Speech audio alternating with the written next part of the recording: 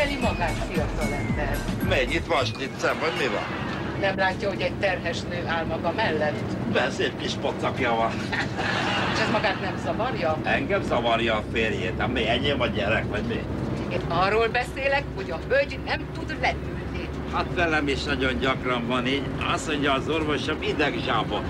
Beáll ez a izet dereka, Maga nem most nem... tanult illemet. Nem, én minőségbiztosítási ellenőr vagyok. Nem adná át a helyet? Miért nem szaradt egy ablak mellett ülni? Én a hölgyről beszélek. Ja. Hölgyem, nem adná át a helyét az édesapámkának? Magának kell átadni a helyet. Miért adnám én át a helyemet? Hát nem így, örülök, hogy ülök. Miért nem engedi, hogy a hölgy leüljön? Én nem engedem. Lát, itt maga van egy szabad helyet.